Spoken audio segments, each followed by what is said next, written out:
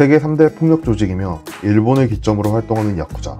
1940년대 제2차 세계대전 종전 이후 주로 도박판을 개장해 수입을 얻으며 그 과정에서 조직적인 폭력을 행사하던 집단으로 출발했다. 이후 요식업소, 유흥업소 등에 대한 보호세를 상납받기도 하고 직접 업소를 경영하며 일본 화류문화에 뿌리 깊게 자리 잡은 조직이다.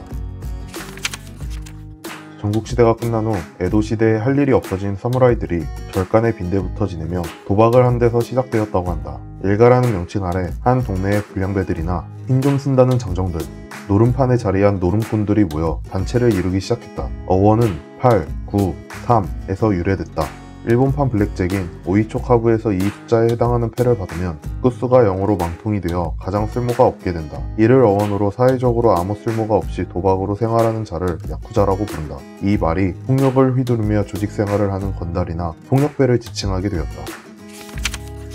야쿠자들은 1867년 메이지 유신과 함께 근대화되기 시작하였다. 일본의 근대화는 항만시설, 유럽식 건물의 대량 증축을 유도하게 되었는데 필요한 노동 인력을 야쿠자가 제공하였다. 야쿠자는 일정한 비율의 소개료를 받아 챙기는 식으로 근대적인 사업을 시작하였다. 야쿠자가 공급하지 않은 노동 인력은 원칙적으로 쓸 수 없었으며 그러한 인력을 쓴 경우에는 야쿠자의 이후 승인을 받아야만 했다.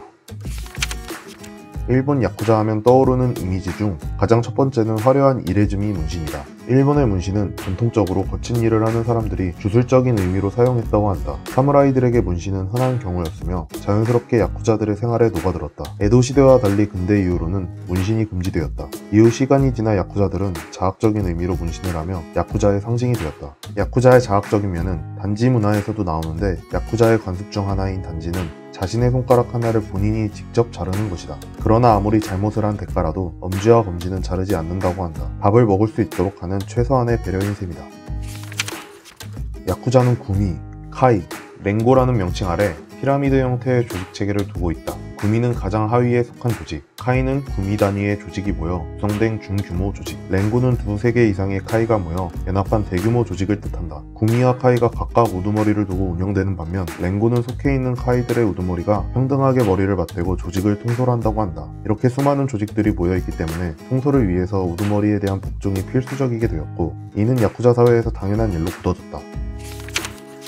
일본 경찰의 집계로 현재 일본에서는 15만에서 20만 명의 야쿠자가 있다는 통계가 있으나 산하에 있는 조직원들이나 합쳐진 조직들을 합치면 100만 명 정도로 추산되고 있으며 이들의 경제력은 웬만한 유럽 국가의 GNP와 맞먹는 규모라고 한다. 최근 국가 비상사태 등에 자발적으로 나서서 구호활동 등 공개적인 활동을 벌이고 있다. 문제는 비공개 사업인데 이를 이용한 기부 강요, 고리대금 강요 등 부당한 일을 자신들의 사업 영역으로 이용하는 정황이 있다.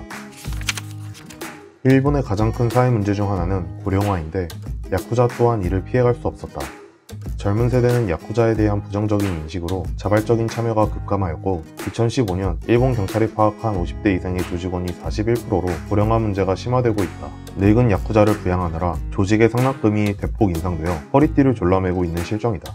2011년 일본 후쿠오카현 구르메시에서는 1933년생인 무려 78세의 할아버지 야쿠자가 수류탄 암살을 시도해서 일본인들을 놀라게 했다.